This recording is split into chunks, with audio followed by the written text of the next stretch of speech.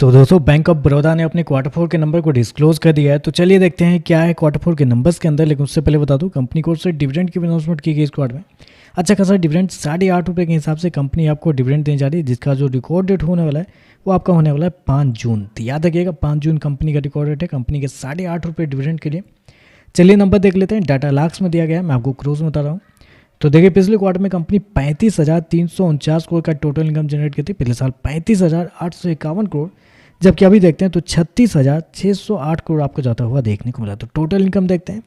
Total income साल से साल आपको लगभग 2% के आसपास का आपको बढ़ता हुआ देखने को मिला, जबकि क्वार्टरली बेस पे जाते हैं तो यहाँ पे लगभग 3% के आसपास का जंप है। तो कंपनी का टोटल इनकम देखते हैं 2-3% आपको बढ़ता हुआ देखने को मिल रहा है।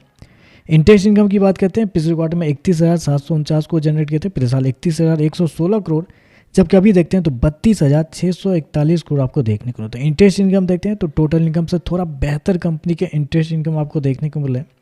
नेट इंटरेस्ट इनकम देख लेते हैं, क्योंकि उससे पता चलेगा कि कंपनी के बिजनेस कैसे चल रहे हैं इस क्वार्टर में।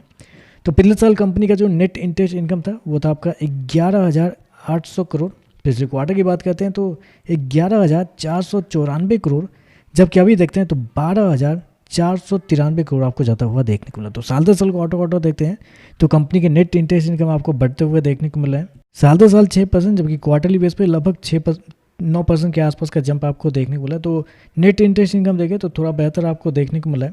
नेट इंटरेस्ट इनकम इस क्वार्टर में कितना है, 12,493 करोड़ का, जबकि मार्केट का जो अनुमान था वो था लगभग 12,000 करोड़ के आसपास। तो आप कह सकते हैं जितना मार्केट का अनुमान था उससे हल्का सा बेहतर आपको देखने को मिल रहा है। तो मतलब कह सकते हैं SBI से तो बेहतर नंबर आपको देखने को मिल रहा है।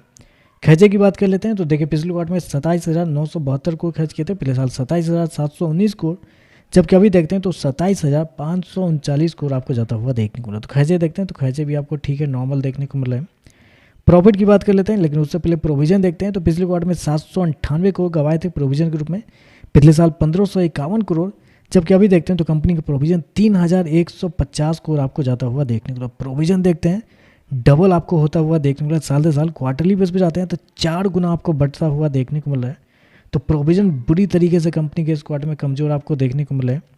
प्रॉफिट की बात करते हैं तो देखिए पिछले क्वार्टर में कंपनी 5,054 करोड़ के प्रॉफिट में थी, पिछले साल 5,047 करोड़, जबकि अभी देखते हैं तो कंपनी का प्रॉफिट 5,615 करोड़ आपको जाता हुआ देखने को मिला। तो साल से साल जाते हैं, साल से साल कंपनी के प्रॉफिट के अंदर तेजी आपको देखने को लगभग 12% के आसपास का जंप है, जबकि क्वार्टरली बेस पे जाते हैं तो यहाँ पे भी वही लगभग 11% के आसपास का जंप है। तो आप कहेंगे ऐसे कैसे हो गया, अगर रिवेन्यू आपका कुछ खास नहीं है और कंपनी के प्रोविजन हद से ज़्यादा बढ़ रहे हैं तो प्रॉफिट कैसे बढ़ सकता है। प्रॉफिट तो क्रैश हो जाना चाहिए था, बिल्कुल होना चाहिए था, लेकिन बढ़ा क्यों है, तो कंपनी के टैक्स की वजह से।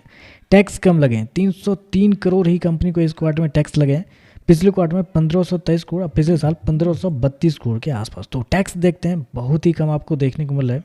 तो आप कह सकते हैं टैक्स की वजह से कंपनी का प्रॉफिट बेहतर आपको देखने को मिला है। कंपनी सो किया 5,615 करोड़ का प्रॉफिट इस क्वार्टर में, जबकि मार्केट का अनुमान भी था 5,000 करोड़ के आसपास। तो मार्केट के अनुमान से बेहतर है, लेकिन याद रखिएगा टैक्स की वजह से ये बेहतर आपको देखने को मिला, क्योंकि टैक्स से पहले का प्रॉफिट देखते हैं तो गिरता हुआ देखने को मिला। 6,580 करोड़ पिछले साल था, पिछले क्वार्टर में 6,578 करोड़, अभी देखते हैं तो 5,918 करोड़ देखने को। तो ऑपरेटिंग मतलब टैक्स से पहले का प्रॉफिट देखते हैं गिरता हुआ देखने को मिला साल से साल, क्वार्टर दोनों।